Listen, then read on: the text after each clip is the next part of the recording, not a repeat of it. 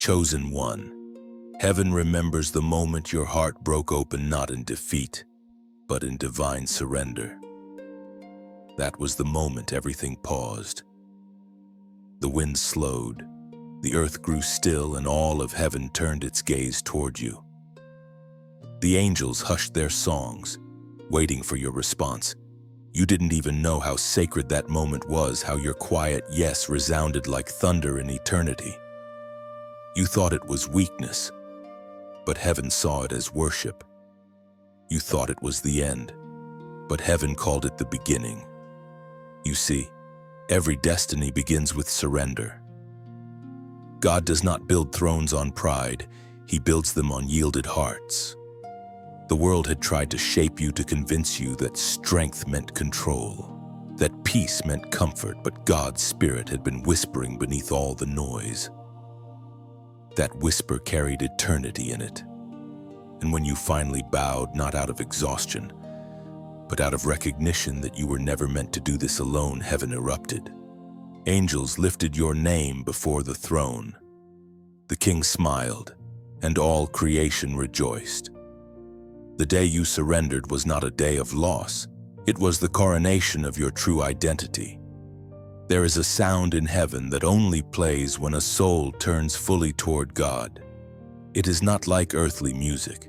It's the sound of light meeting purpose, of mercy wrapping itself around a human heart. You became that melody.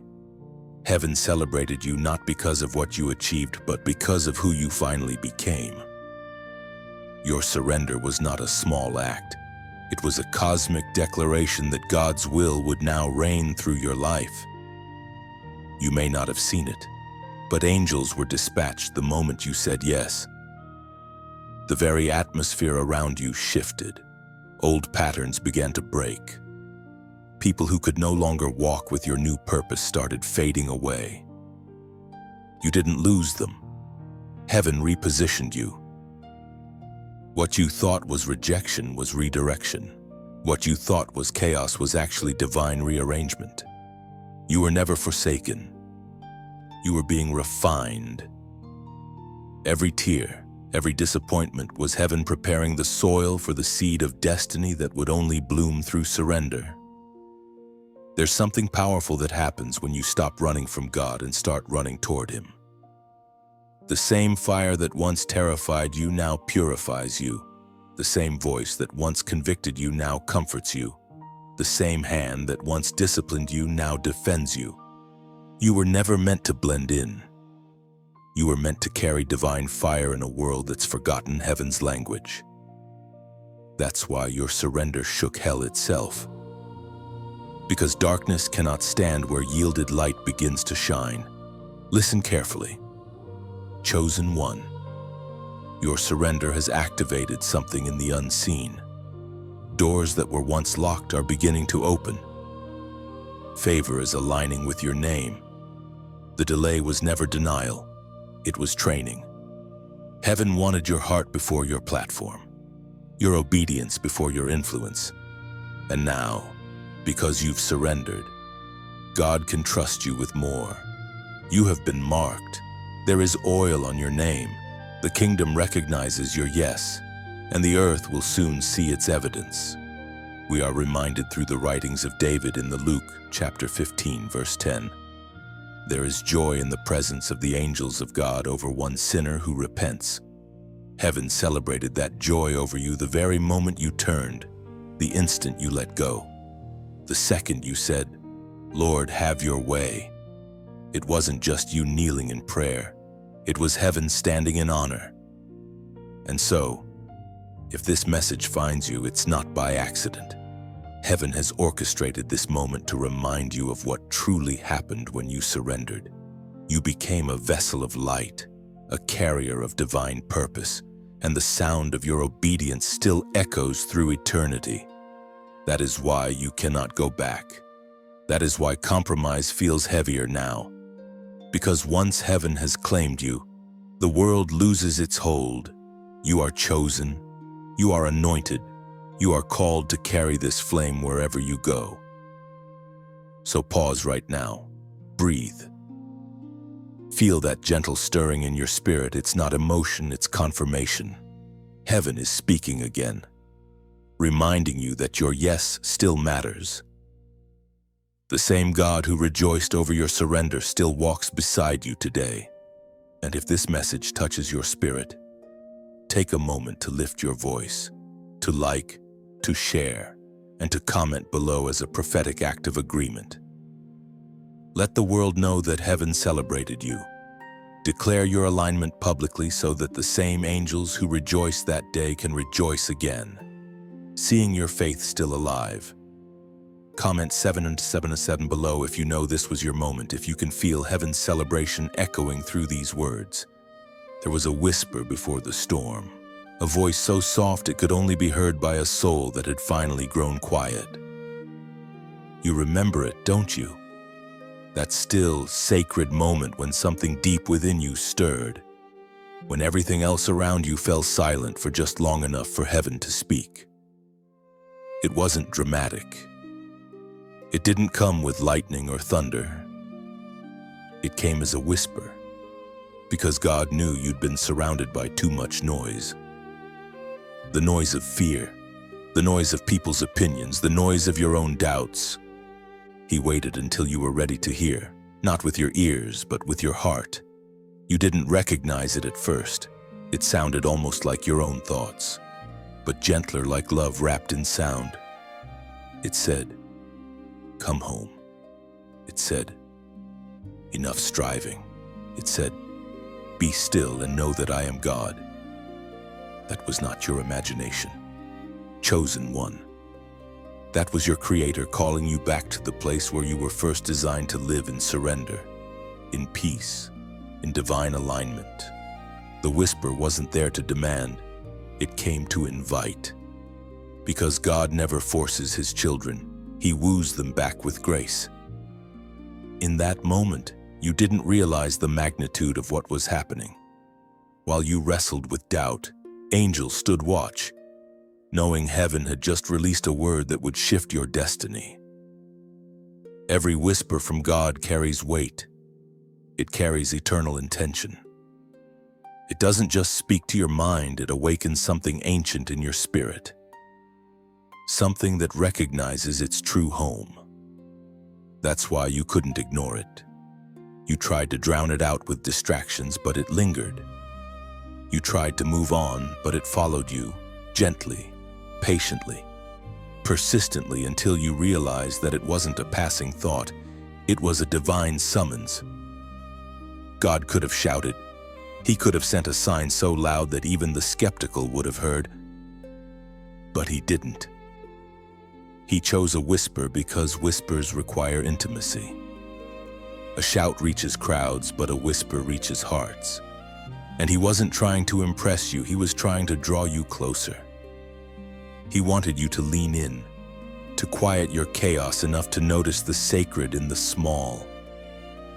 Because in a world that glorifies noise, God still moves in silence.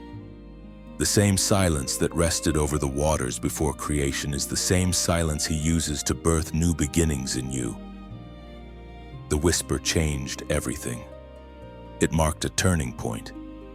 The moment you heard it, something inside you began to break walls you had built to survive, fears you had used to protect yourself, plans you had made to control what only God could orchestrate. His voice didn't condemn, it comforted. It didn't accuse, it affirmed. It told you that you were seen, that your name was known in heaven, and that your pain had purpose. It was as though every unanswered prayer was suddenly gathered into one sound, His whisper saying, "I have not forgotten you." Sometimes the greatest miracles don't begin with earthquakes or fire. They begin with whispers that only the surrendered can hear. You didn't need God to shout. You just needed Him to remind you that He was still there. And that's exactly what He did. That whisper reached through your fear, through your confusion, through your exhaustion, and said, "You are mine." That's when you started to breathe differently. That's when peace began to return. Because once God's voice has touched your soul, no other sound can satisfy. Even now, that same whisper speaks. When you doubt, it reminds you. When you stray, it calls you. When you feel unworthy, it says, "You're still chosen." And the more you lean into it, the clearer it becomes. That's the secret of walking with God. It's not about how loud He speaks, but how deeply you listen. Every day, He's still whispering new directions, new strength, new hope. Every day, heaven's breath still moves through that quiet space within you. The ancient record confirms it, reminding us that God doesn't always come through wind or earthquake or fire, but through the gentleness of His Spirit. As it is written in the first book of Kings, chapter 19, verse 12, "And after the fire came a gentle whisper." So when life becomes loud again, and it will remember the whisper, remember that God doesn't compete with noise. He waits for your stillness. When you feel lost, return to that moment where He first called your name, because that's where your strength began. That's where heaven's voice first kissed your soul. And that's where, no matter what happens, you will always find your way back home. The whisper had found you, but now the war began. Because the moment heaven claims a soul, hell declares a counterattack. You didn't imagine the sudden chaos that followed your surrender, the tension, the spiritual fatigue, the feeling that everything around you began to fight back. That was not coincidence. That was confirmation. You became a threat the day you bowed your will before God. Darkness noticed your name because heaven had just engraved it in light. You see, the battle for your soul was never about your possessions, your relationships, or even your peace of mind. It was always about your purpose. The enemy knew that if you ever realized who you truly are, chosen, anointed, sealed by divine authority, you would become unstoppable. That's why he attacked your mind. That's why confusion came. That's why loneliness tried to isolate you. The devil doesn't fight what doesn't scare him. He fights what threatens his hold on this world. And your surrender to God was the beginning of his end in your life. In the unseen realm, angels took formation around you. The moment you said yes to heaven, armies were assigned to your name. You weren't alone in that storm. Every tear you cried was a signal flare in the spirit, summoning divine reinforcement. Every whispered prayer was a weapon. The battle wasn't meant to break you. It was meant to reveal what had been hidden within you, divine strength forged in obedience.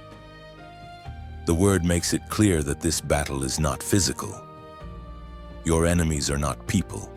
They are principalities, powers, and rulers of darkness working to keep humanity blind. They whisper lies into minds and stir fear into hearts, hoping to make the chosen ones retreat. But you didn't retreat. You stood. Even when you felt weak, you didn't quit. Even when you didn't understand, you kept walking forward. That's what made all of heaven stand again, the sight of a surrendered warrior who refused to bow to fear. You've noticed it, haven't you? The nights that feel heavier after a day of prayer, the strange resistance that shows up right when you're about to take a step of faith. That's not bad luck. That's the mark of someone who has chosen light over darkness.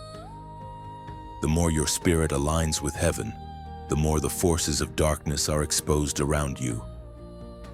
But don't be afraid, chosen one. You are not defenseless. You are armed with the authority of the King himself. When you speak his word, the unseen realm trembles. When you worship through pain, you draw fire from heaven. When you forgive instead of hate, you disarm the enemy's most powerful weapon. The war may rage, but you have already been marked as victorious. Remember, the blood of the Lamb does not just cover you, it crowns you. You were never called to live in fear of battle. You were designed to bring light into it. Your very presence carries the atmosphere of heaven.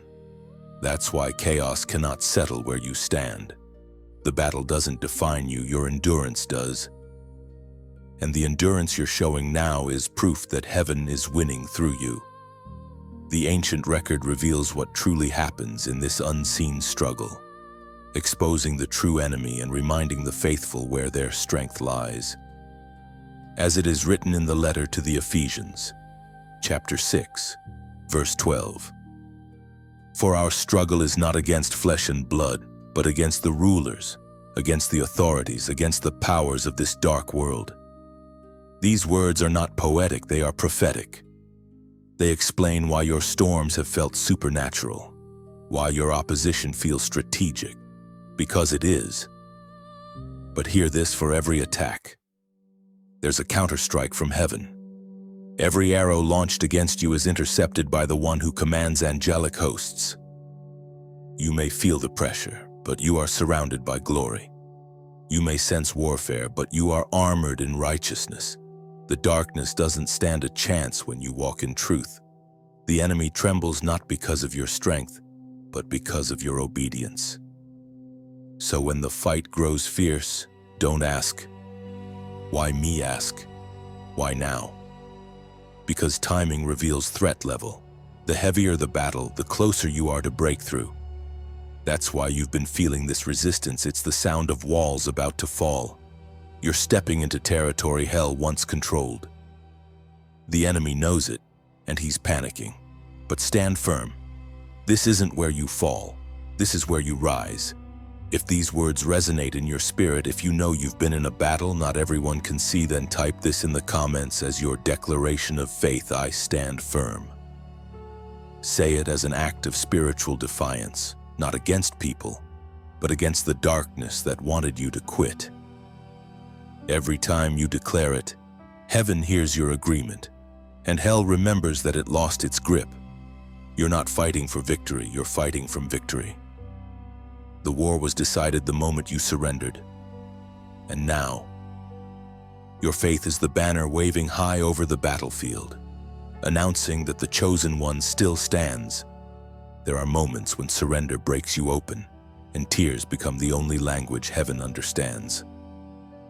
You didn't plan to cry that night. You didn't prepare for it. It came like a flood, quiet, unstoppable, sacred. One tear slipped down your face, and it was as if heaven itself leaned closer. Because tears, to heaven, are not weakness. They are signals of surrender. Each one carries a message, each drop holding a story that angels can read. And when that first tear fell, the gates of heaven opened wide. That was the tear that shifted everything.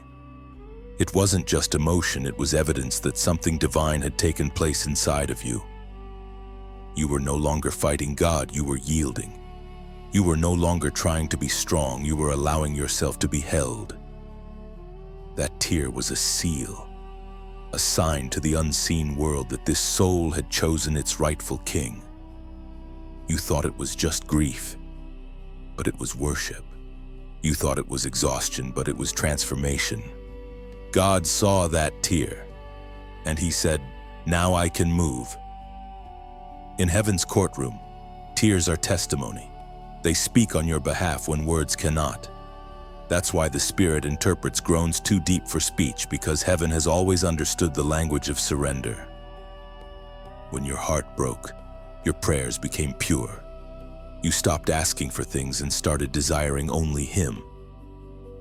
You didn't even realize that this was what God had been waiting for all along, not perfect words, not grand gestures, just the simple truth that your heart was finally ready to say, "Yes, Lord." There's a sacred mystery in how heaven measures devotion.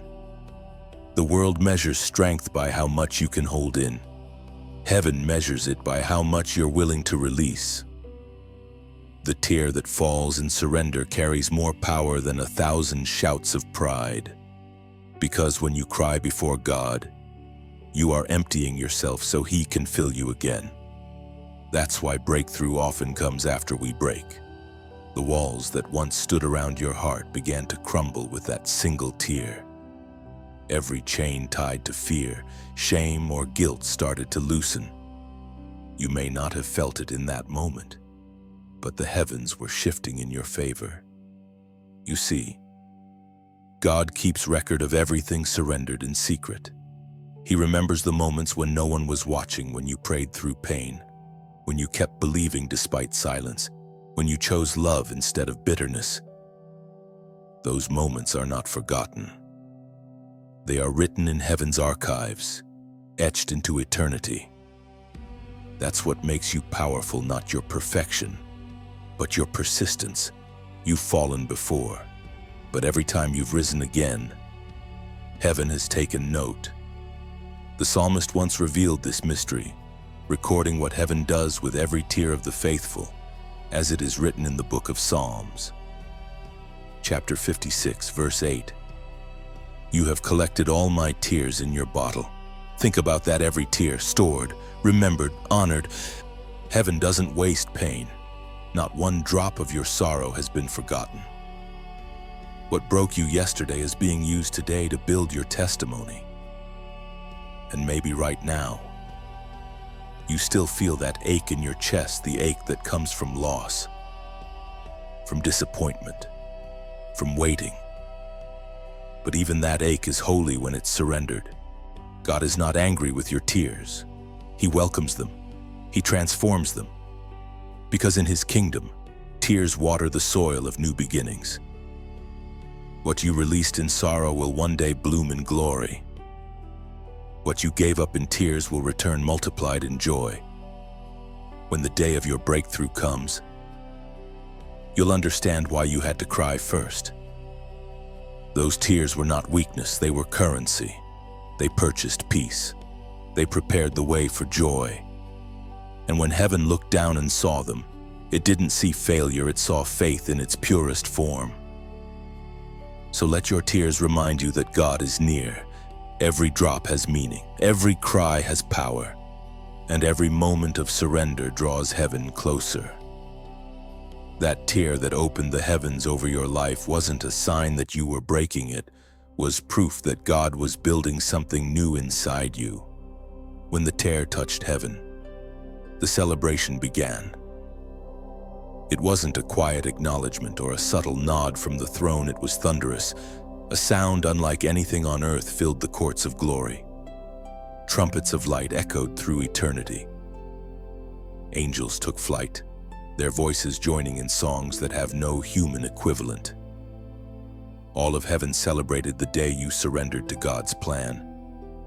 The Father rose from His throne, and creation itself seemed to shimmer in response. Because when one soul turns back, it's not just redemption, it's restoration of divine harmony. You didn't just return to God, the entire symphony of heaven found its missing note.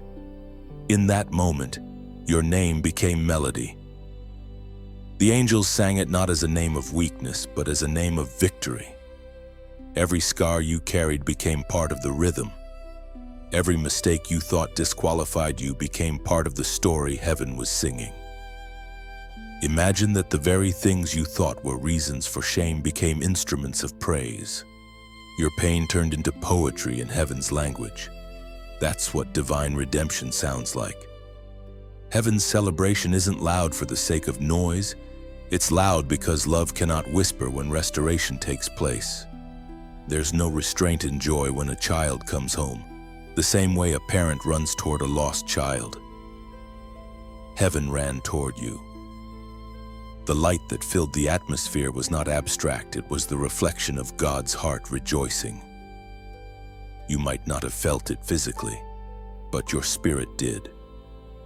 That's why peace flooded you afterward. That peace was heaven's applause resting on your shoulders. Even now, heaven remembers. The angels who celebrated that day still walk with you. They remember the music that played when you said yes. And every act of obedience since then adds new verses to that song. Your story is still being sung in eternity. You're not forgotten. You're part of heaven's ongoing melody of grace. We are reminded of this joy through the prophet's ancient words. still echoing across time as it is written in the book of Zephaniah, chapter 3, verse 17. He will rejoice over you with singing.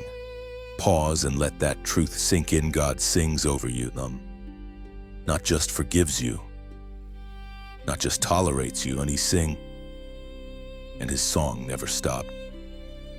Beloved, if heaven celebrates your surrender, then the earth should reflect that same joy. That's why I invite you to keep this light moving, because every story of surrender is a spark, and when shared, sparks ignite revival. Your testimony may be the very sound someone else's soul has been waiting to hear. Every time you share, every time you spread this message, it's like throwing another log on the fire of faith that is warming cold hearts around the world. When you click like, it's not just a button, it's a candle lifted high, signaling to heaven, I'm still in agreement with your plan. When you share, it's as if you're sending out another ripple into eternity, carrying this word into places your voice can't reach, but God's Spirit can. And when you subscribe, you're stepping into a stream of ongoing anointing, a rhythm of heaven's voice that continues to speak, teach, and strengthen you week by week. And if God stirs your heart to give, to donate, do it not as a transaction, but as an act of worship. Imagine your offering like a seed placed into the soil of eternity. Every dollar, every gesture of generosity becomes a declaration, I believe in what heaven is doing here. Your gift becomes like oil poured upon the altar, keeping the flame burning for others to find their way home. This isn't about obligation, it's about participation.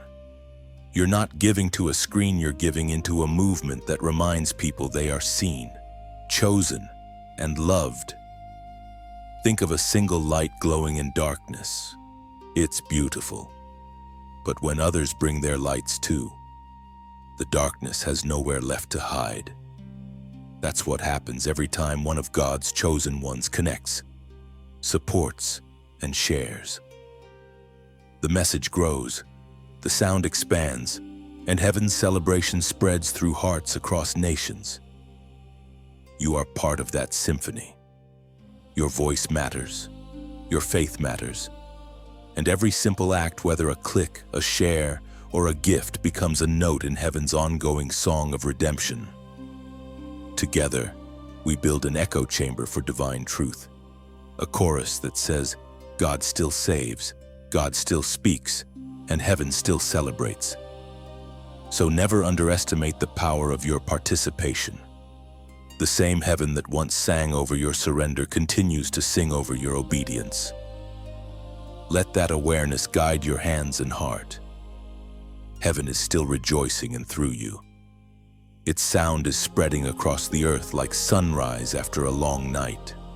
There is a crown with your name on it.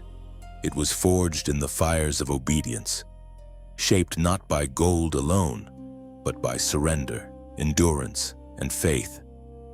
The day you said yes to God's plan, heaven placed it in waiting. You may not have seen it yet, but it exists, glowing with the reflection of your victories, your struggles, your unwavering devotion. It is not a symbol of pride, but of purpose. The world crowns fame, heaven crowns faithfulness, and you, beloved chosen one, are being prepared to wear what only surrendered hearts can carry. This crown wasn't crafted in a single moment. Every trial you've endured added a facet to its brilliance. Every time you resisted temptation, another jewel was set. Each time you forgave when you could have cursed, the gold became purer. You have no idea how radiant your obedience has made you in the unseen realm. While the world cannot see it, the angels can. They recognize those who walk with unseen crowns, the ones who have chosen purpose over comfort, truth over compromise, and God's will over their own desires. But here is what you must understand: the crown is not just for later, it's for now. You don't wait until heaven to wear it, you carry its authority on earth.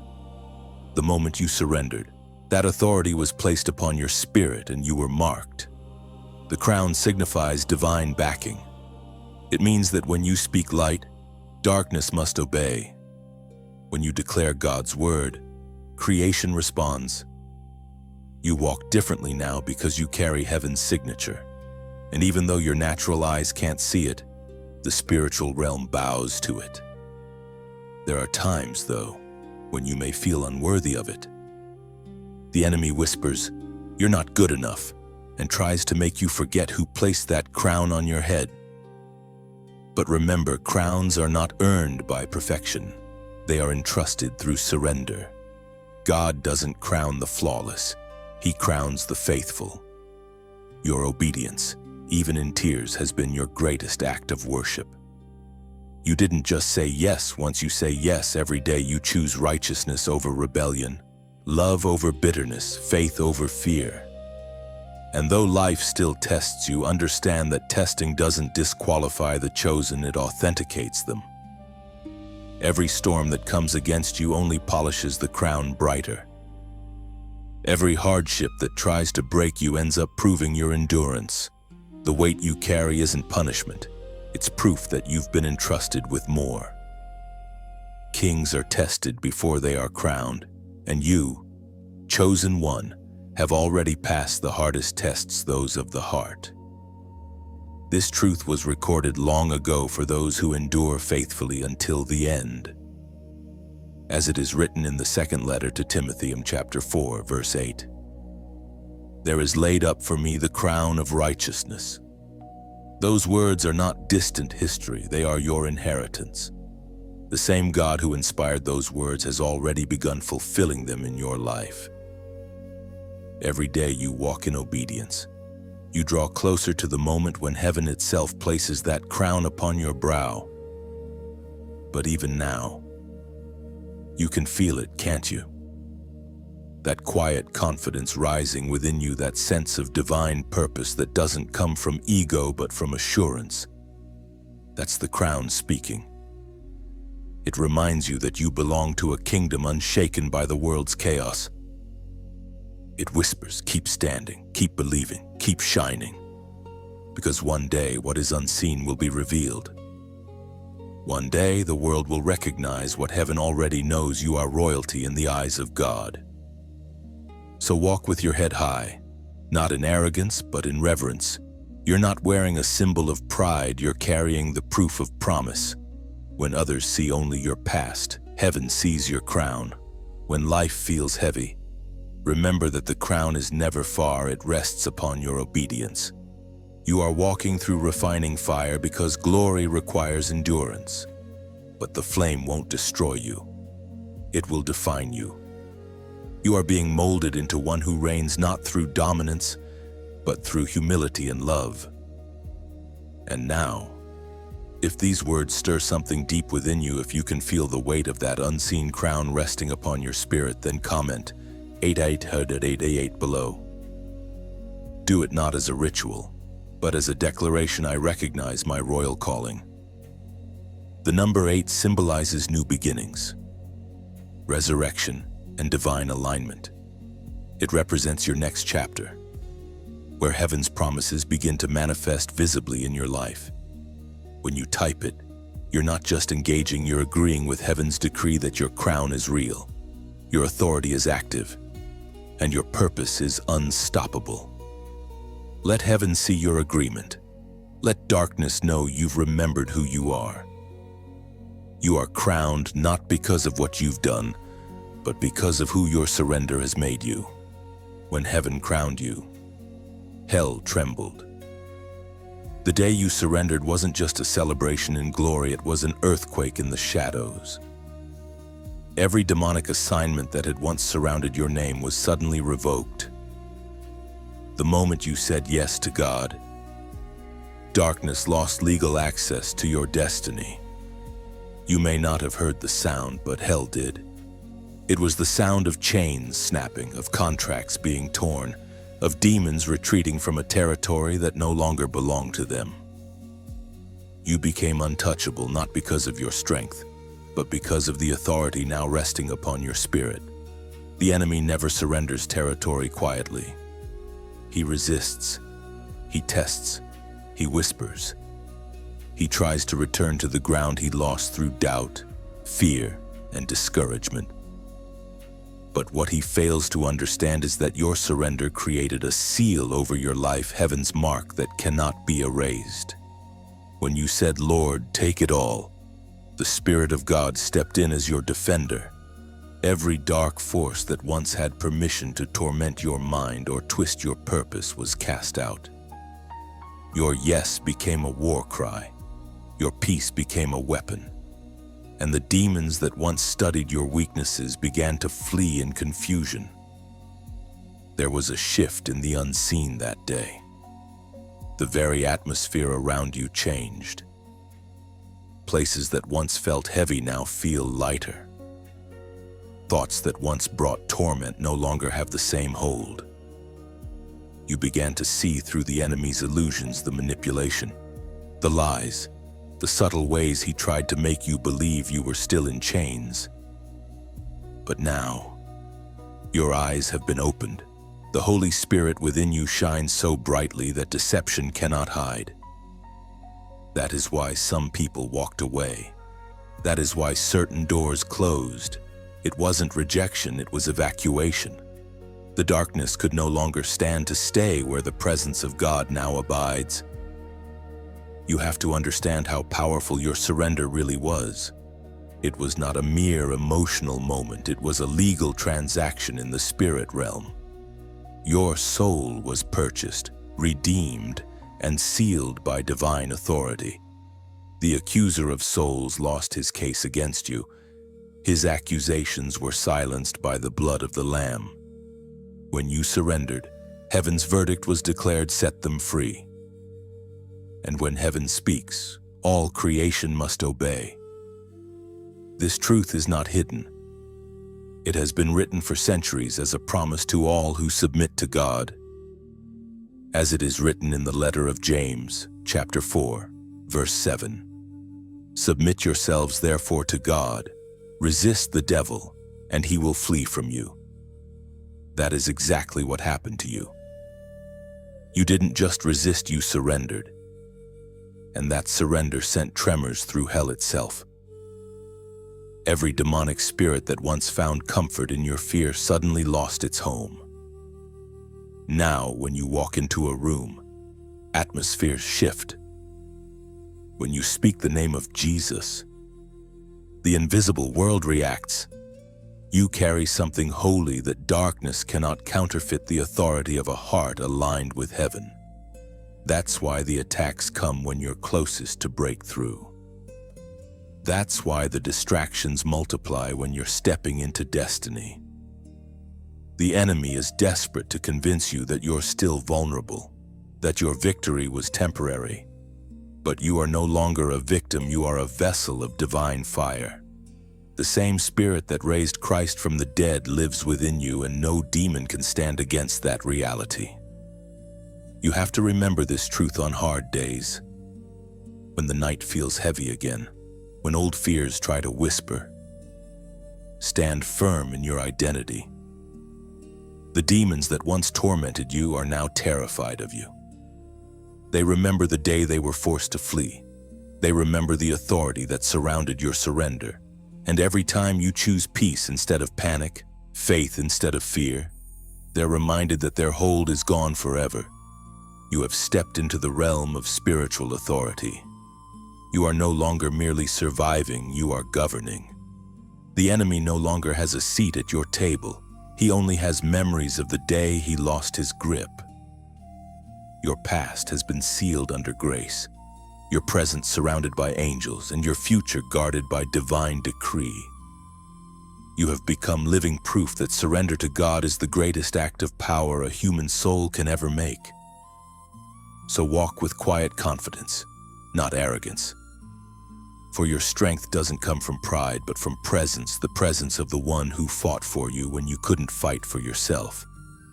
When you wake up each morning, hell notices. When you pray, the atmosphere trembles. When you worship, heaven expands its reach through you. You are not just redeemed, you are radiant, a living rebuke to darkness itself. The day the demons fled, something else descended: fire. Not a fire that destroys, but one that refines, restores, and identifies. It came quietly, invisibly, yet powerfully. It wasn't fire that burns flesh. It was fire that brands spirit. The moment you fully surrendered, heaven didn't just celebrate you, it commissioned you. That's when the mantle of fire fell. The same flame that once rested upon prophets and apostles now rests upon you. It is not symbolic, it is spiritual. It is the mark of divine authority, a seal that says, "This one carries heaven's agenda." You might not see flames in the natural, but they surround you nonetheless.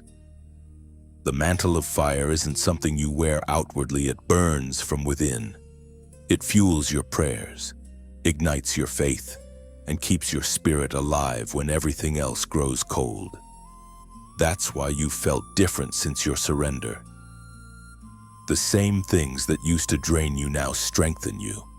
The same places that used to intimidate you now feel like assignment grounds. It's not because life became easier, it's because the fire inside you became greater than the pressure around you. That fire is heaven's answer to your obedience. Every time you said yes to God, even when it cost you something, the flame grew stronger. It now burns in your eyes, in your words, in your presence.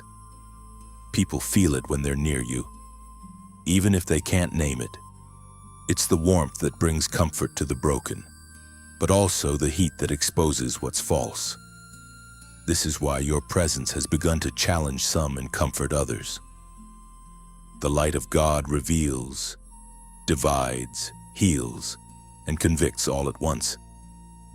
You are carrying that light now, whether you realize it or not. The mantle of fire is not given to the perfect, it's given to the purified. It's the divine signature of those who have passed through wilderness and refused to give up. The furnace of trial didn't destroy you because it wasn't meant to. It was meant to temper you like steel. The fire you went through prepared you for the fire you now carry.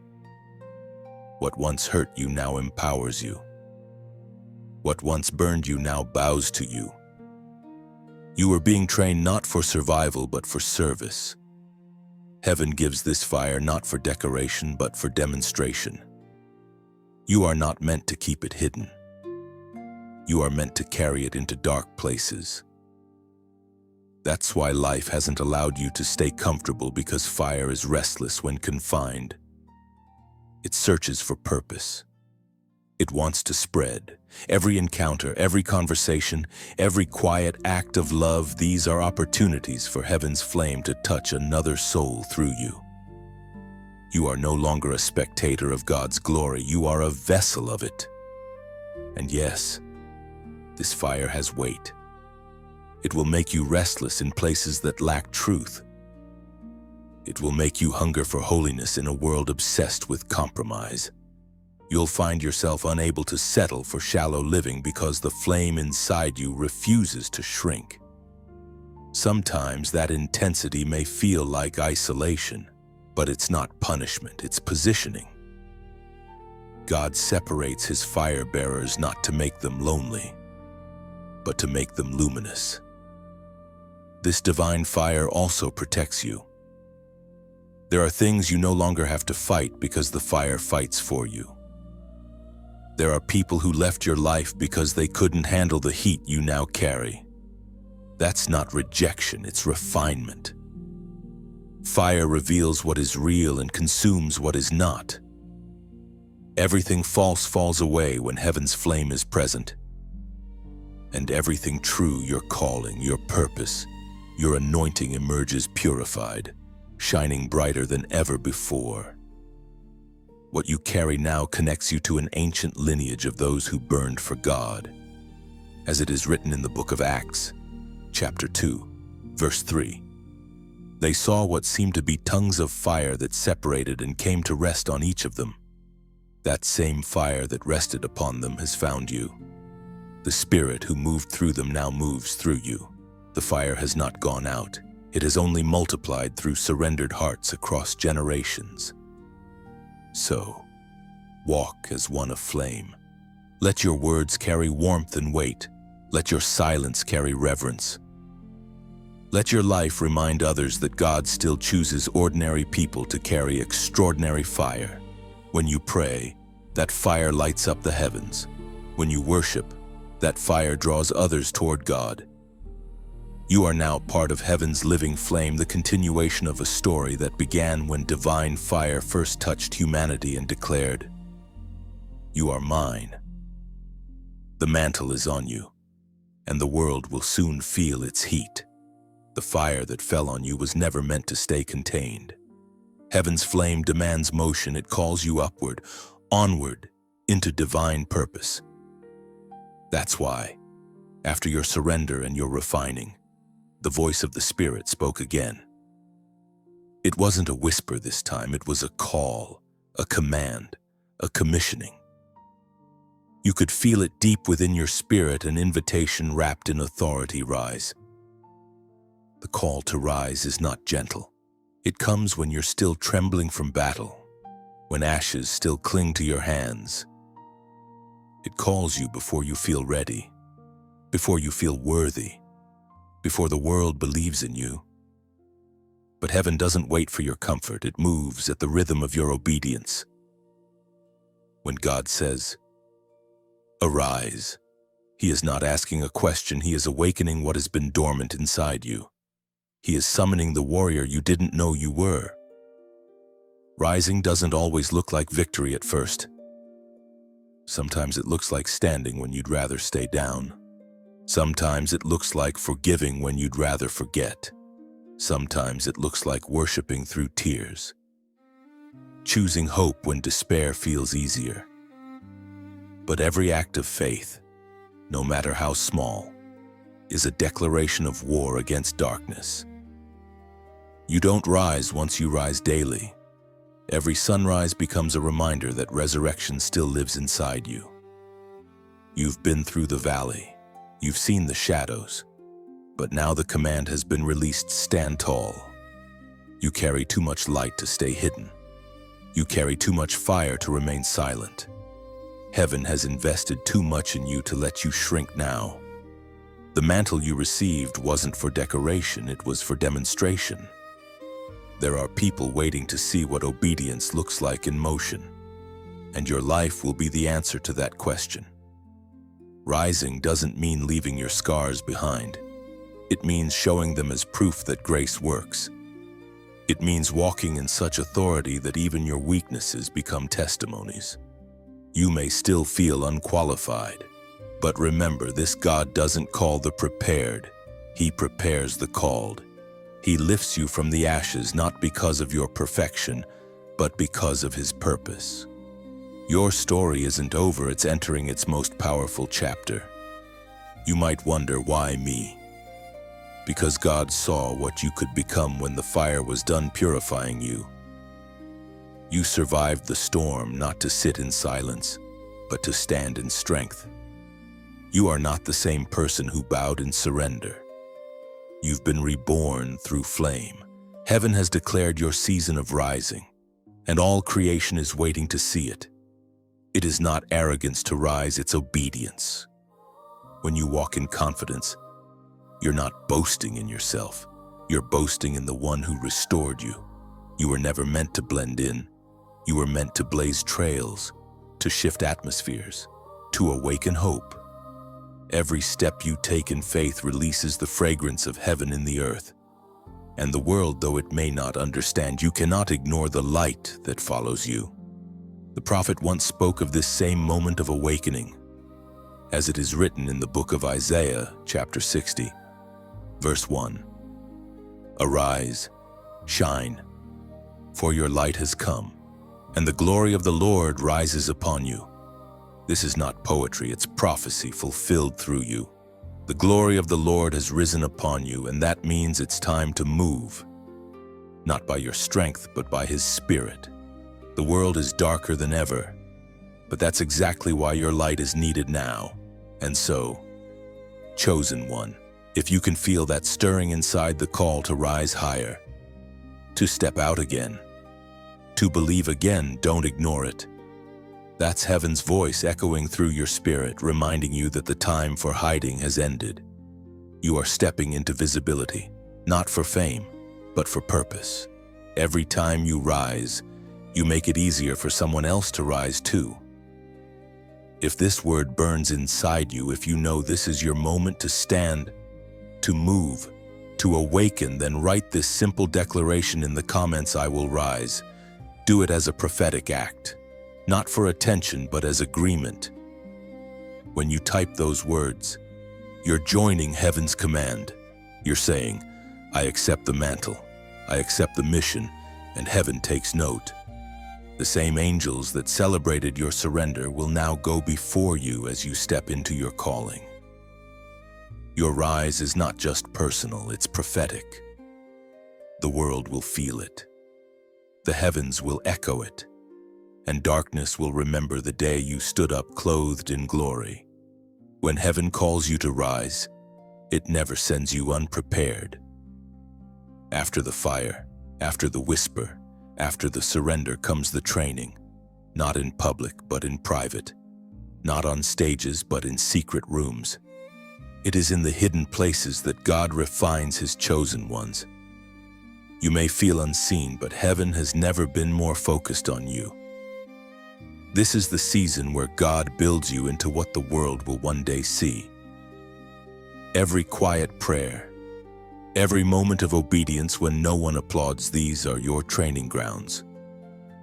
You are heaven's apprentice, learning the language of endurance and the rhythm of faith. In the early days of your training, you may have mistaken silence for absence. You may have thought God was distant because the miracles seemed delayed. But what if silence wasn't distance? What if it was design? A sculptor never explains every strike of his chisel, he simply shapes. You've been in the hands of the master sculptor. Every trial, every disappointment, every closed door, it wasn't rejection. It was refinement. God was chiseling away everything that couldn't carry your calling. The noise stopped not because you were forgotten, but because you were being formed. The training of the chosen isn't glamorous.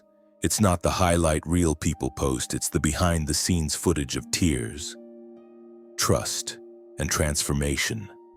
It's waking up when your flesh says stay down.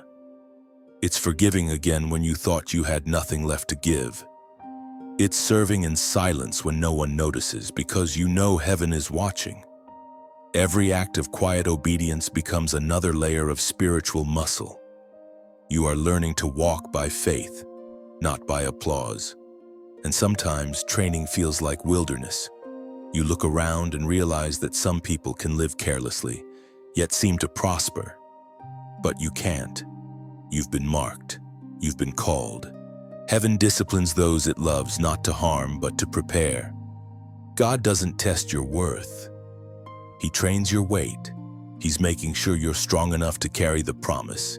If you received the crown too early, and it would crush you. So He trains you, stretches you, deepens your roots before revealing your fruit. This refining process has always been heaven's way, as it is written in the book of Proverbs, chapter 17, verse 3. The crucible for silver and the furnace for gold, but the Lord tests the heart.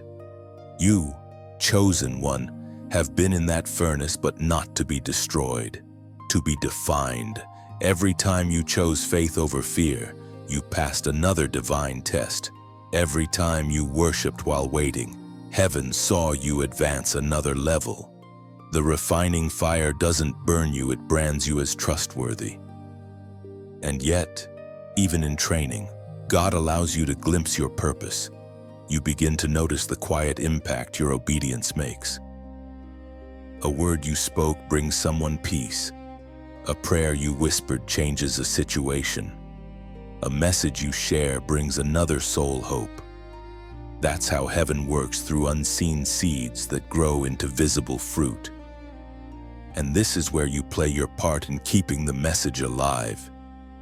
If this voice, these words have become part of your journey, then help the flame spread when you like. It's as though you're adding oil to a lamp that helps another soul find light in their darkness. When you share, you're scattering divine seeds across digital soil. Someone you'll never meet might read your share and remember that God hasn't forgotten them. When you subscribe, you're saying, keep speaking, keep pouring, keep shining. It becomes your way of tending the garden of truth that heaven is planting through these messages. And for those moved to donate, understand this, it's not a transaction, it's transformation in motion. Your giving becomes rain that waters this ministry so the harvest can continue to grow. Each offering is a ripple in eternity, a tangible yes that empowers more lives to be reached. Just as blacksmiths feed the flame to forge stronger steel, your generosity feeds the fire that shapes souls. The world invests in noise. Heaven invests in nourishment. When you give, you're investing in nourishment words that heal, lift, and awaken destinies. So whether your act is as small as a click or as large as a gift, let it be done with heart. Every gesture matters. You're not helping me. You're joining heaven's movement. This is the training of the chosen, learning not only to receive light, but to release it. You're not just a listener, you're a co-laborer, a bearer of light in a world desperate for warmth. Remember this, the training never ends. Even in blessing, you will still be molded. But with every test, you are becoming more like the one who called you. Your scars are becoming sermons. Your endurance is becoming evidence. And one day, when heaven opens the curtain and the world sees what you've become, they'll understand this wasn't luck. This was preparation. There comes a moment in every chosen life when surrender deepens into exchange. It is the holy trade that shifts everything, the divine exchange between your weakness and His strength, your fear and His authority, your will and His purpose. You may have thought surrender was the end of giving up, but in truth, it was only the beginning of divine replacement. God never takes something without giving something greater in return. When you laid down what was broken, He placed in your hands what was eternal. You offered ashes, He returned beauty. You gave Him your scars, He placed His fingerprints on your future. The divine exchange is not a transaction, it is transformation. It doesn't happen once, it unfolds daily. Each day, you wake up to another invitation to trade the temporary for the eternal, the seen for the unseen, the heavy for the holy. Every time you choose peace over panic, heaven leans closer. Every time you choose faith instead of fear, you step deeper into divine strength. You are not meant to carry both burden and blessing. The cross settled that long ago. The Son of God didn't die for you to remain divided. He died so your heart could be fully His. This exchange doesn't happen in grand gestures alone. It happens in small, silent moments when you breathe out anxiety and breathe in trust. When you let go of control and whisper, "Your will be done." It happens in the spaces where no one else sees, yet heaven witnesses everything. You trade frustration for patience, offense for forgiveness, exhaustion for divine rest. Each act of letting go is not loss, it's expansion. Every time you yield, God fills what you release with Himself. It is through this process that your old self begins to fade. The person shaped by fear, rejection, and striving begins to dissolve. And a new creation emerges, one built on faith, shaped by fire, and sustained by grace. You no longer live for approval, you live from acceptance.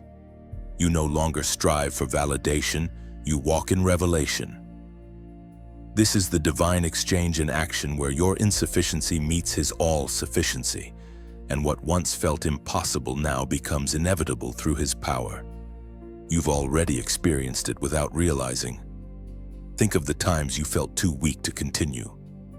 And yet, Somehow you did.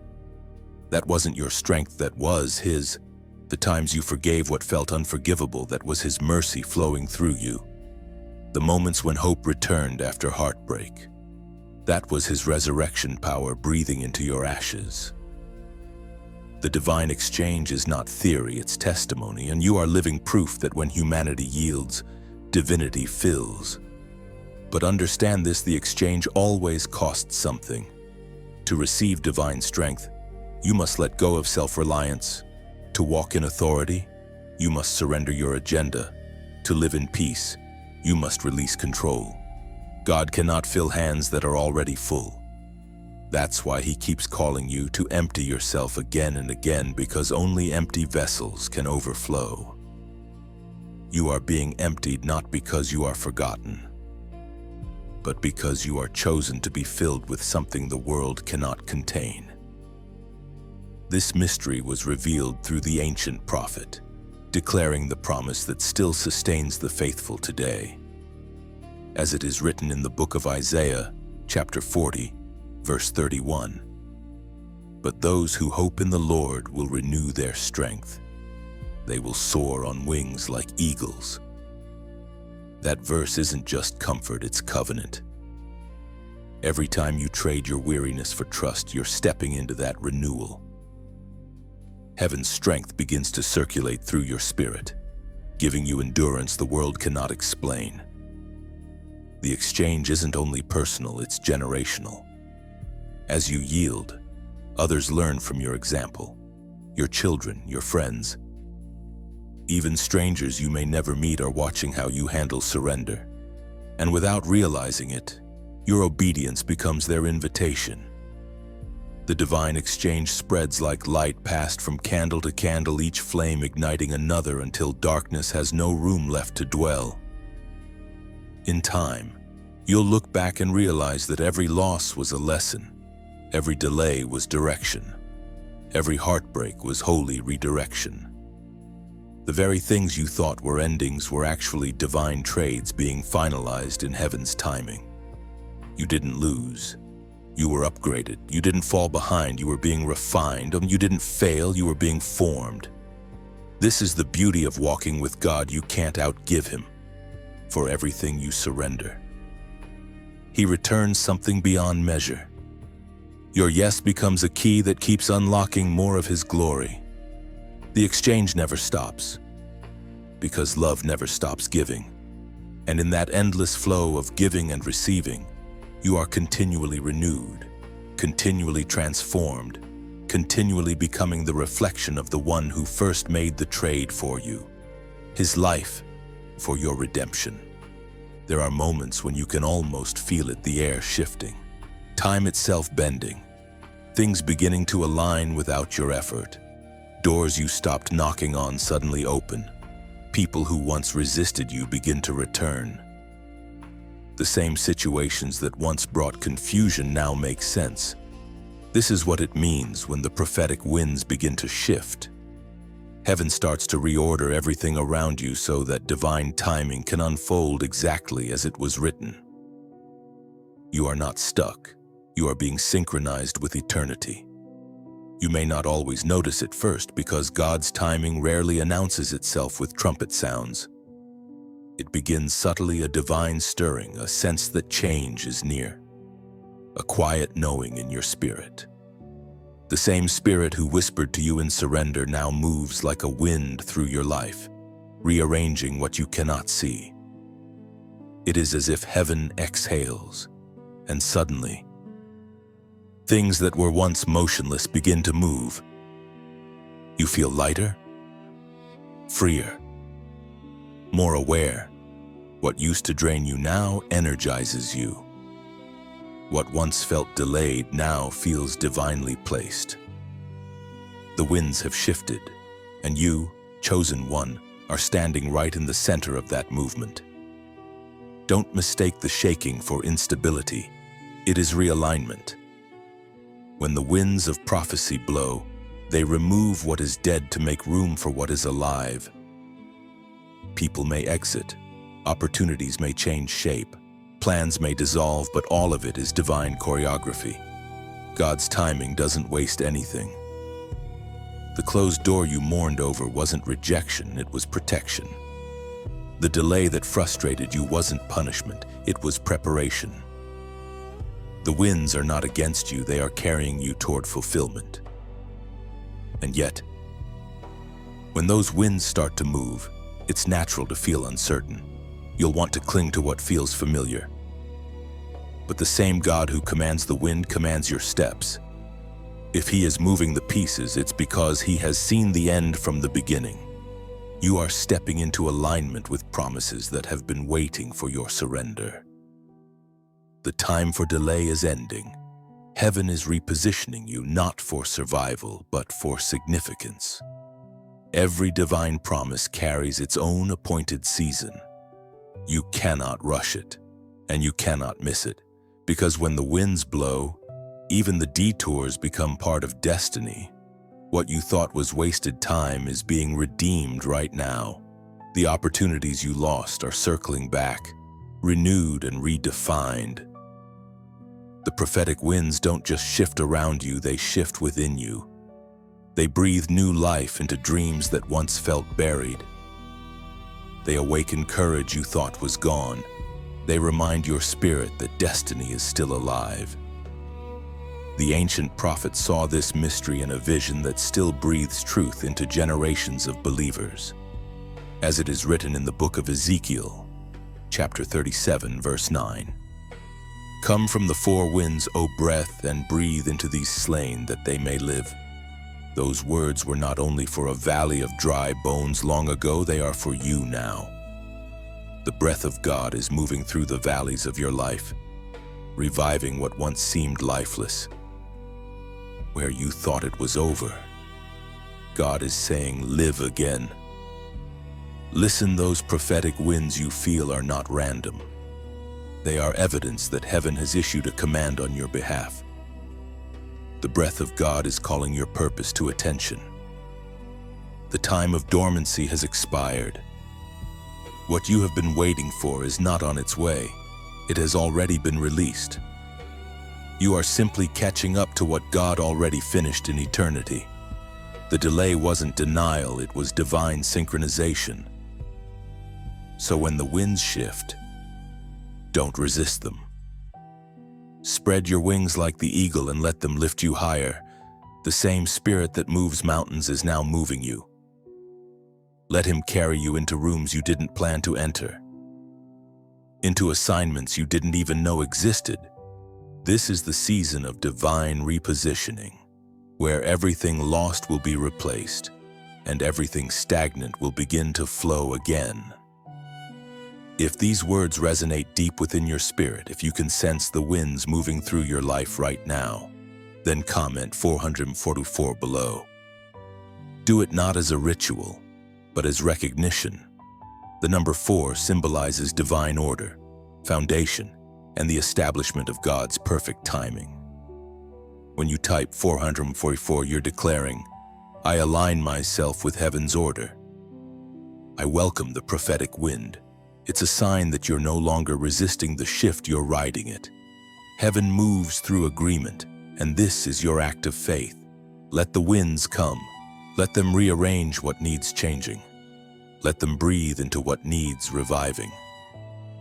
The Spirit is moving, and you are being positioned perfectly within the rhythm of His will. What's ahead is not random, it's right on time. When the winds of prophecy finally settle, what rises from the dust is not the same person who once wept in surrender. The one who emerges is a warrior steady, luminous, and unshakably aware of divine backing. This is where you now stand, chosen one, no longer surviving the storm, but returning from it transformed. The fire refined you, the winds positioned you, and now strength has found its permanent home within you. You have become what heaven always intended, a living testimony that grace produces warriors, not wanderers. You didn't return from battle empty-handed. You came back carrying lessons, authority, and light forged through struggle. Every scar on your soul has become a mark of dominion. What once symbolized pain now carries power. You have walked through darkness, but you no longer fear it. You understand it.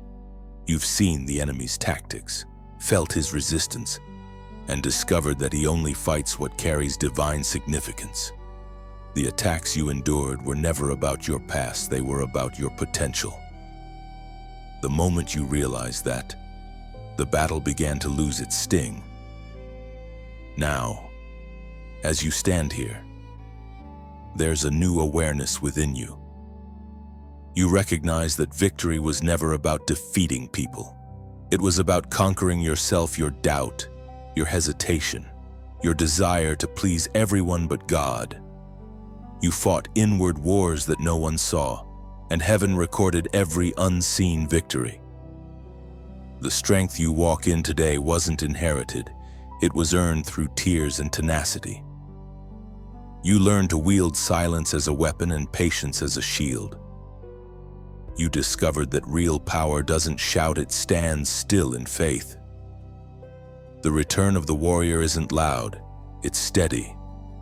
You don't need to prove anything anymore because you finally understand who fights for you. The once trembling heart now beats with divine rhythm. The same hands that once reached out for rescue now carry healing. You are no longer asking for signs, you are the sign. Living proof that God restores what others thought was beyond repair. The world may not see the invisible armor you wear, but heaven sees it gleam. Your strength now carries compassion. You no longer judge the broken because you've been broken yourself. You no longer look down on the weary because you know the cost of endurance. You fight differently now, not to conquer, but to protect. You intercede. You speak light. You build bridges where others burn them. The warrior you've become fights not with weapons of the world, but with truth, mercy, and relentless love. You understand now that victory isn't about domination, it's about illumination. You don't destroy enemies, you disarm them with grace. Heaven has always trained warriors in silence, then revealed them in power. And now that you've returned, you are being positioned to carry influence you never asked for. People will be drawn to your peace because it will feel like home to them. They won't know how to explain it, but something in you will remind them of God's presence. That's the mark of a true warrior of light. You fight not to be seen, but to make others see Him. The apostle once spoke of this mystery, that true victory is found not in comfort but in conquest through faith. As it is written in the letter to the Romans, chapter 8, verse 37, "In all these things we are more than conquerors through Him who loved us." Notice the phrase, more than conquerors. Not just survivors, not merely victors, but beyond conquerors. It means the battle didn't just end, it elevated you. You didn't simply win, you transformed. That is what has happened to you. You are now walking proof that love conquers fear, that light conquers shadow, that surrender conquers sin. Every defeat the enemy planned for you has been rewritten into destiny. Every pain he sent to silence you has become a paragraph in your testimony. And now, when you speak, you carry weight. The atmosphere recognizes your authority. Even without words, your presence declares, "I've been through the fire, and the fire serves me now." Your journey hasn't made you harder, it has made you holier. Your courage is no longer loud, it's sacred. You carry peace into chaos and clarity into confusion. You no longer beg heaven for rescue because you've learned that heaven lives within you. You are the answer to prayers you once prayed. You have become the warrior heaven envisioned, a vessel of victory wrapped in humility, a soldier who fights not for crowns, but for souls. This is the return of the warrior, calm, radiant, victorious. The battlefield behind you no longer defines you, it confirms you. Every step forward now echoes through eternity, a reminder that the chosen cannot be crushed. You are not just back, you are reborn. And all of heaven watches as you walk forward, not as the wounded, but as the weapon formed in fire. Every battle leads somewhere. Every storm has a destination. For you, chosen one, that destination is assignment, the sacred mission heaven entrusted to your hands the moment you said yes. It is not random, not borrowed, not the echo of someone else's calling. It was written with your name upon it before the foundation of the world. Every valley, every tear, every victory has been training for this unveiling. Now the time has come for the assignment to unfold. At first, you may not even recognize it as assignment. It rarely begins with grand announcements or flashing lights. It begins with burden, with a quiet ache that refuses to fade, a pull towards something bigger than yourself. You start to notice needs around you that others overlook. The assignment isn't always comfortable. It stretches you. It calls you into spaces that challenge your confidence. Sometimes it asks you to revisit wounds you thought were healed so that others can find healing through your honesty. Sometimes it requires you to walk in faith when logic begs you to turn back. When you walk in assignment, your life begins to feel guided by something larger than time. Coincidences become confirmations. Conversations become divine setups. The things you once feared now fuel you. That's how you know you're moving in purpose. The fear doesn't disappear, but it stops deciding for you. The spirit within begins to direct your steps like wind filling a sail. Every moment becomes meaningful. Every act becomes sacred. Every day becomes part of a divine chain reaction. And yet, with every assignment comes resistance. The enemy cannot stop what God has decreed, but he can try to distract. That's why confusion often surrounds calling.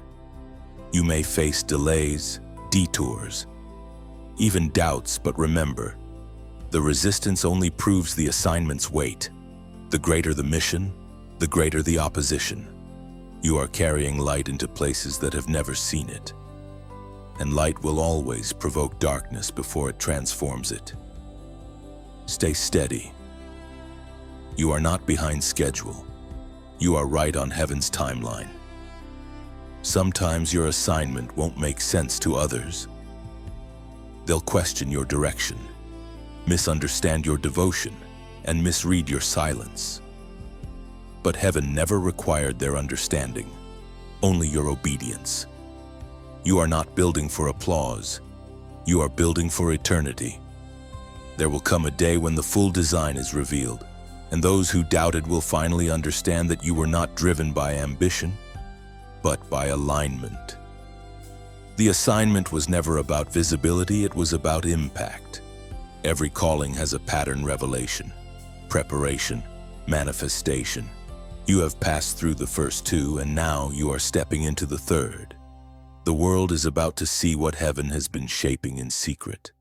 Don't fear the responsibility. It's not a burden. It's an honor. God is not placing weight on you.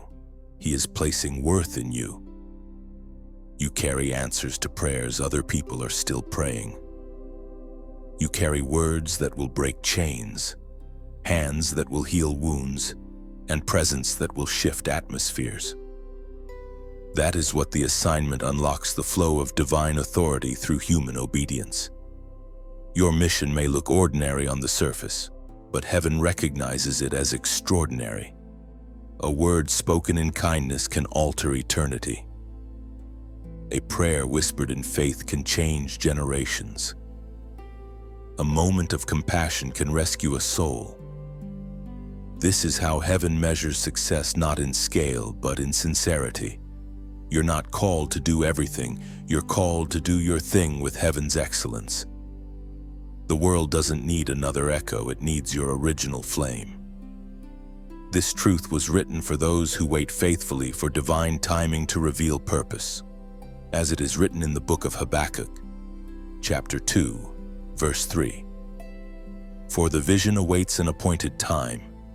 Though it linger, wait for it, It will certainly come. That appointed time is arriving. Everything that once seemed delayed was aligning. Everything that felt silent was being synchronized. The vision is speaking now, and it carries your voice within it. So step forward gently, boldly, faithfully. Your assignment isn't a destination, it's a continual unfolding, a partnership between your willingness and heaven's wisdom. Each act of obedience writes another line in your divine story. You are no longer just a survivor of battles. You are now a steward of purpose. The mantle that once marked you is now moving through you. Heaven has released you into the field of your mission, and all creation leans in to watch you walk it out. Every assignment carries with it the sound of resistance. The moment heaven commissions, hell reacts. That's why, even as you step into divine purpose, the battle intensifies. The enemy cannot take your crown, but he can attempt to shake your confidence. He knows he cannot remove what God has sealed. So he tries to make you forget who you are.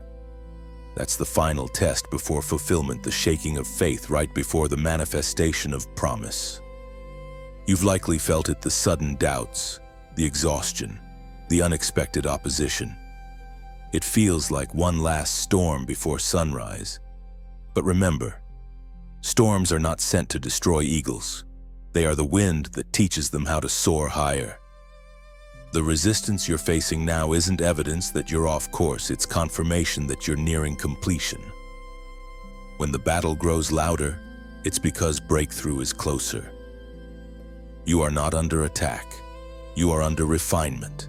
Darkness still tries to negotiate with your light. It whispers, "Slow down, hide, be quiet." But your spirit refuses to retreat.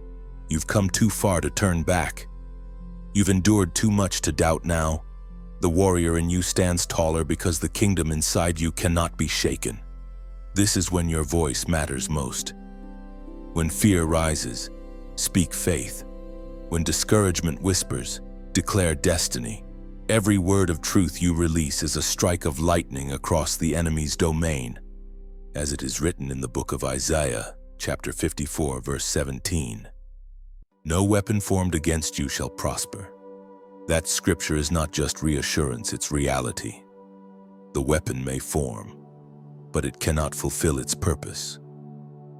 God never promised absence of battle. He promised victory through it. Every attack that reaches you becomes raw material for testimony. Every delay is a divine rehearsal for acceleration. You have been tested so that others may see what endurance looks like wrapped in grace. Now more than ever, the world needs to see this strength, not the loud strength of arrogance, but the quiet strength of unshakable peace. When others panic, you stay still. When others curse, you bless. When others run, you remain rooted. You are not here to mirror the chaos. You are here to manifest the calm of heaven. This is how you become light, not through words alone, but through presence that speaks louder than speech. Every time you remain grounded in faith, darkness loses territory. But even warriors need fellowship. Even flames need fuel. That is why connection matters. Every like, every share, every word of encouragement you leave beneath these messages isn't just engagement, it's alignment. It's how the chosen recognize one another across distance and time. When you like, you're saying, "I stand with heaven's message." When you share, you're carrying divine fire to someone else's midnight. There are people out there who have forgotten that God still speaks. Your share may be the sound that wakes them again. When you subscribe, you're not just clicking a button. You're stepping into continuity, an ongoing stream of revelation designed to keep your fire burning. These words are not entertainment. They're embers, glowing reminders that you are not walking this journey alone. And when you donate, when you give, understand this: your seed becomes oil. It keeps the lamps burning. the messages flowing, the voices of heaven echoing through this digital wilderness. Your generosity turns sound into substance, allowing this movement to reach hearts in hidden corners of the world. Every act of giving becomes an echo of God's heart through your hands. Picture this: a candle burning in the wind. On its own, it flickers. But when others come close, shielding it with their own flames, the light steadies and together they illuminate the night. That's what your involvement does. You become part of the shield, part of the flame. Together, we turn fragile sparks into a wildfire of hope. The goal isn't fame, it's faithfulness. It's to keep reminding souls that light still wins. So if this message speaks to your heart, if it ignites something inside you, then let your response be more than words. Let it be action, presence, connection. Engage with this flow. Support the fire. Help the light continue to reach those who still wander in shadows. And when you comment, speak from your heart. Share what resonates. Tell your story. You never know who might be reading. Someone on the verge of giving up might find courage in your sentence. Beloved, the battle around you may be fierce, but you are fiercer. Heaven did not call you to hide your light beneath fear or fatigue. You are the reminder that faith still works, that peace still reigns, that surrender still saves. The weapons may form, but they cannot prosper. The storms may rage, but they cannot drown you. You stand unshakable, a living monument of grace in motion. So keep walking forward with faith, with love, and with light. Keep holding the line, for heaven stands behind you. And as you do, let this message continue to echo through every action, every share, every heart it touches. Together, we are proving that darkness never wins when even one chosen one decides to keep shining. There is a moment, after the fiercest battles and the longest nights, when everything finally becomes clear. It is not the noise of triumph that brings clarity, but the calm that follows it.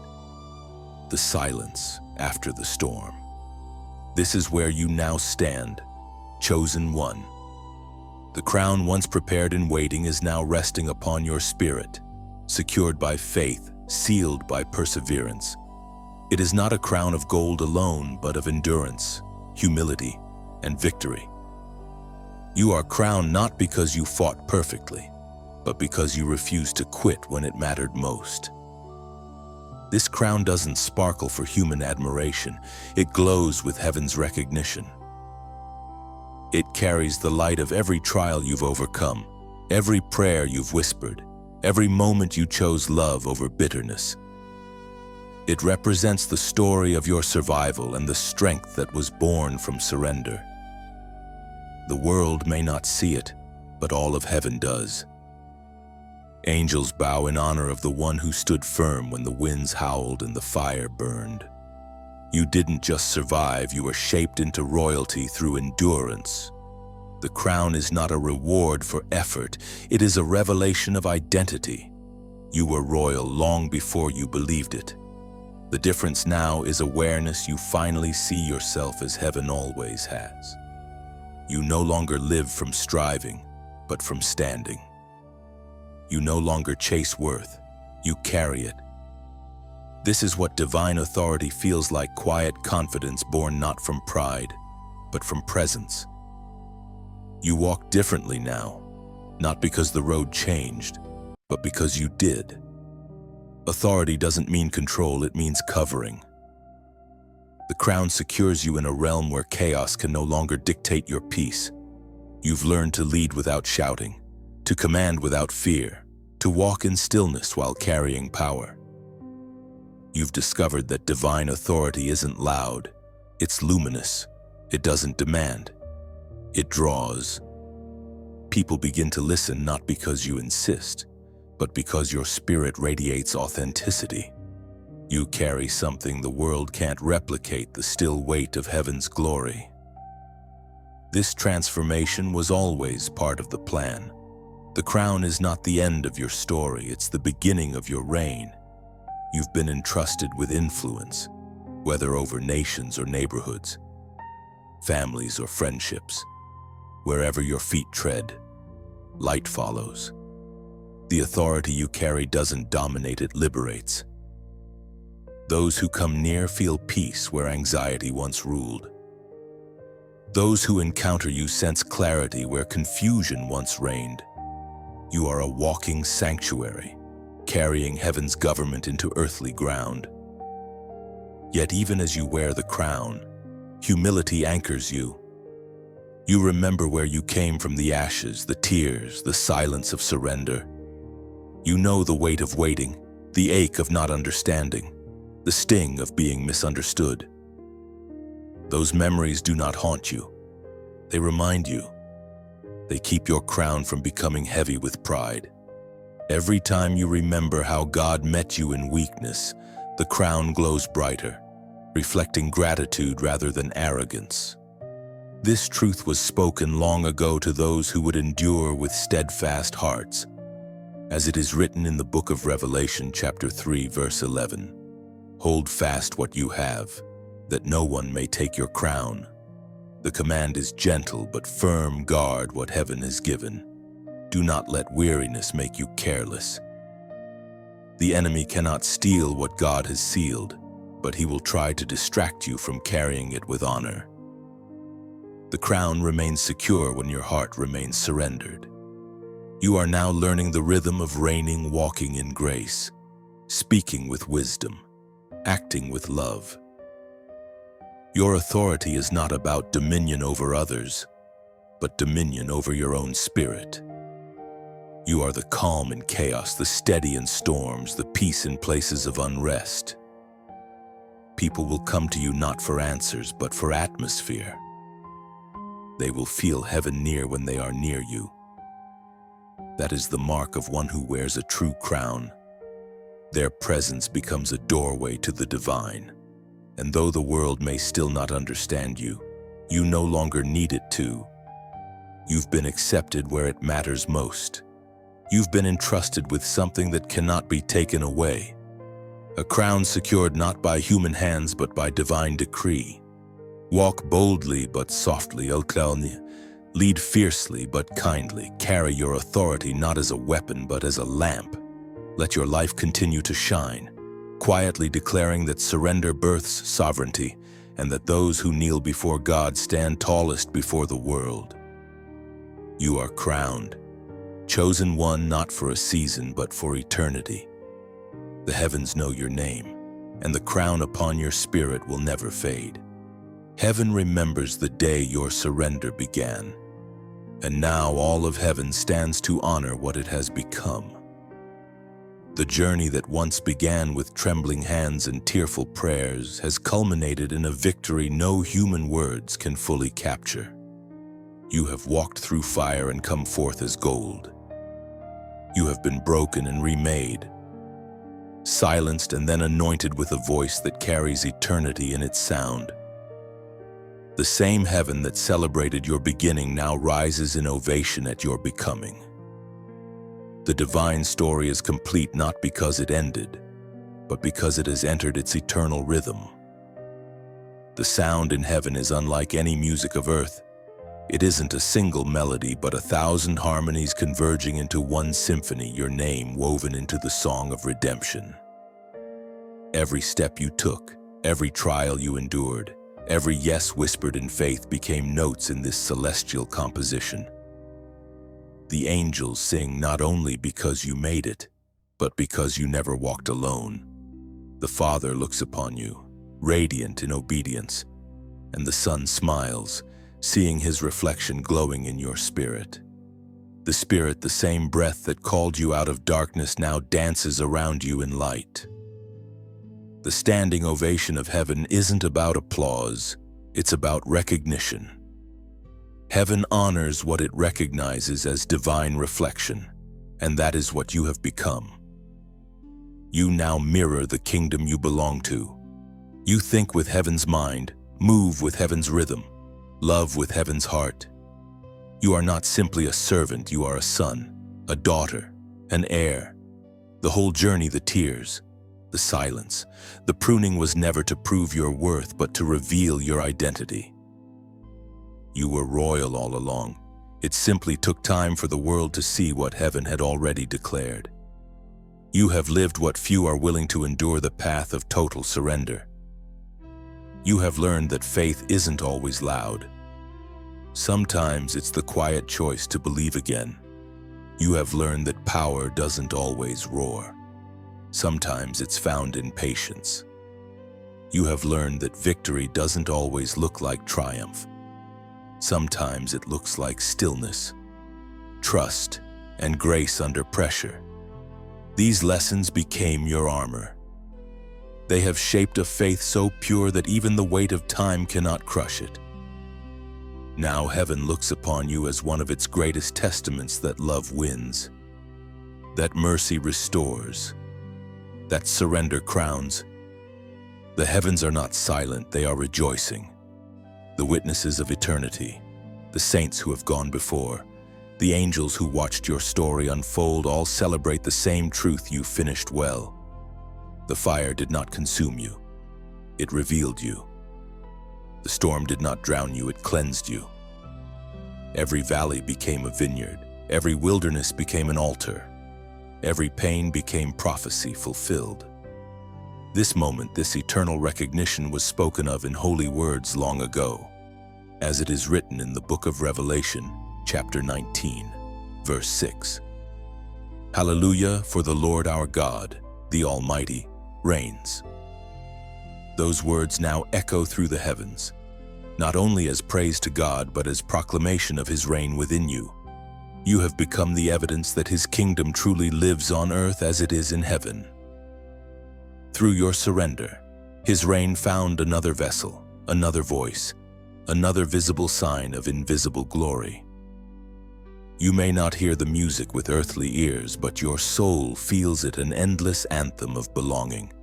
You are no longer striving to be found. You have been forever claimed. The crown you wear is not heavy, it is harmony. It fits perfectly because it was designed by grace, not achievement. You carry it now into eternity, not as a trophy, but as a testimony. It tells every wandering heart that surrender is not loss, but love in its highest form. And so heaven celebrates not because you reached the end, but because you have entered into the fullness of the beginning. The eternal story continues. The God who started it in you will keep writing it through you, even beyond time itself. Every place you walk, every word you speak will carry the residue of heaven's standing ovation. The sound of celebration is eternal because what it celebrates: your obedience, your transformation. Your love cannot die. Heaven rejoices because its purpose was fulfilled in you. The Creator's glory has found expression through human clay, and that is the miracle that makes angels sing. The story has come full circle. The one who once bowed in surrender now stands in splendor. And as the sound of heaven's ovation rises around you, you realize the truth that has been hidden in plain sight all along. This was never just about you. It was always about Him. Now let the music soften. Let heaven's song fade into a sacred stillness. You stand in peace, the kind of peace that doesn't depend on circumstances, the kind that settles deep into the bones. Everything you walked through has brought you here to a place of quiet triumph, where the noise of the world no longer dictates your worth.